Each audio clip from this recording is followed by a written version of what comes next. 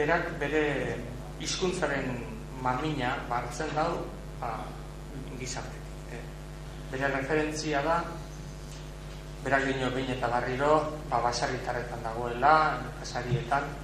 Behar bada horretan be lanbide baten fokalizatzen dau, baina baserritarra bakarrik ez ziren izango ziren gente seia, hola gizonak izango ziren euleak, korulariak, artisauak, garraioan ebizanak, eta gainontzeko asko, bakarrik artisau jendea.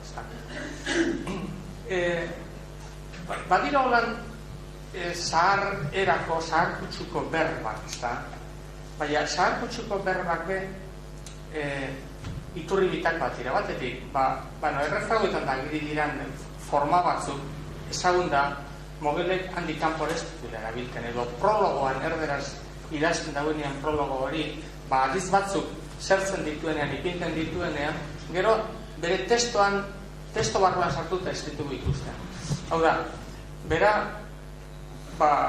alde batetik zan gramatikoa, ez zan bakarrik hizkuntza kontuetan pentsalaria ebazan.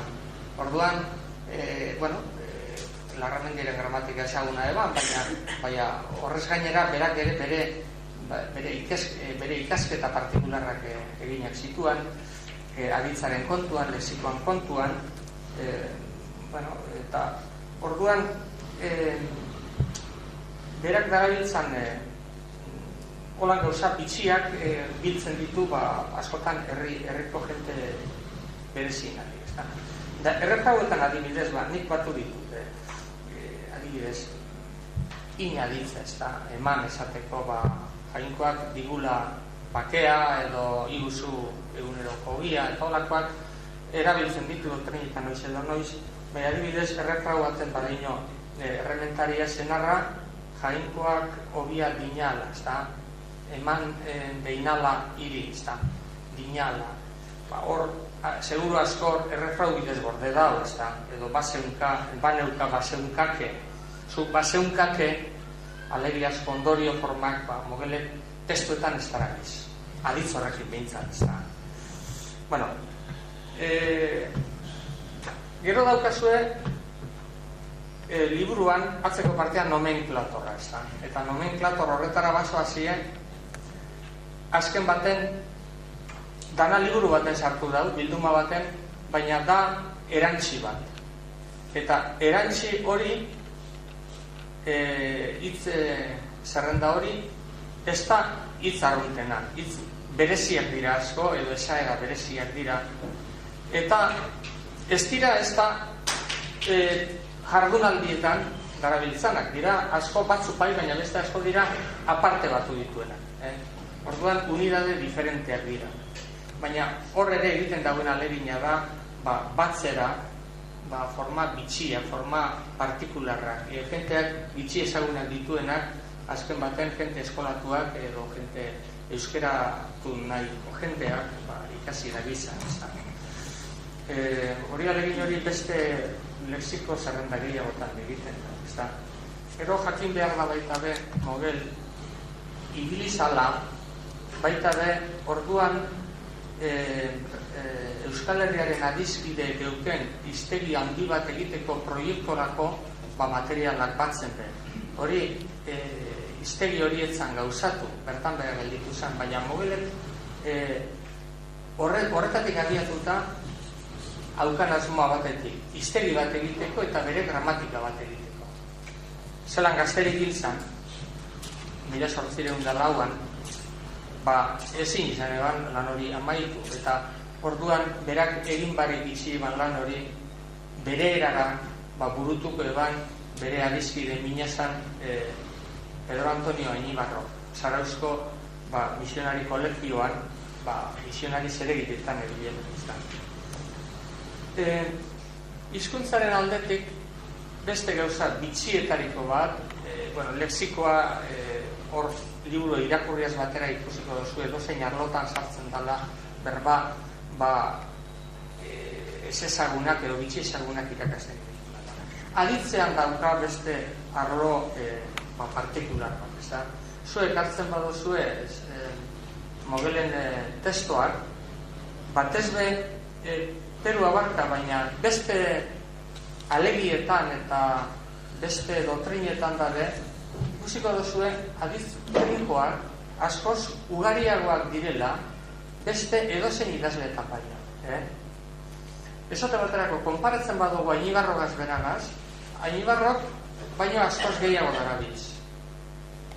Zergaitik, nire ustez, Martina aldeko euskeran aditz trinkoak hobeto konserbatzen zirelako beste leku batzuetan baino.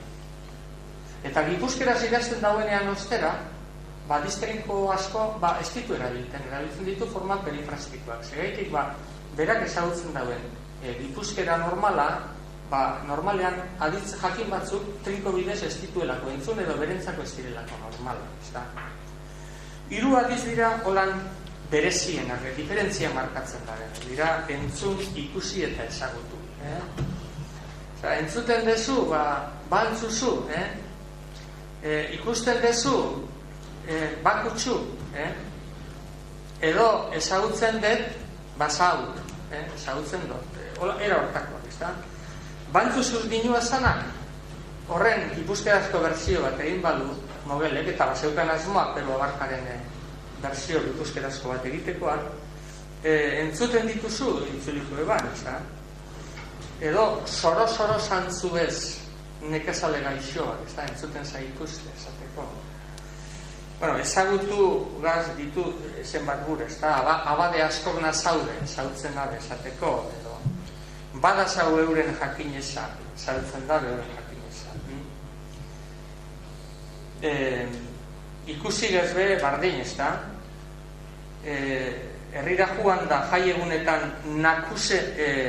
nakusenian, jauntxoeketan, dino, alkarren leian ez eusten da ekiten deuzte baskaritan edu bateko, ezta?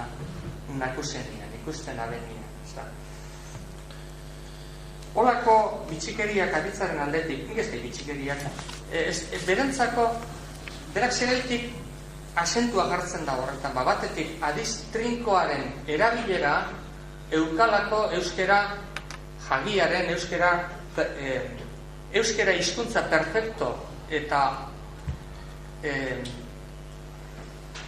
perfecto bat salako ezaugarrietariko bat hori zan itanosko tratamentua zen modua, baina aditz trinkoaren erabilera esan horren euskera zahar aberatz horren arrasto ederretariko bat. Eta bestalde gauzak laburrago esateko, ezta?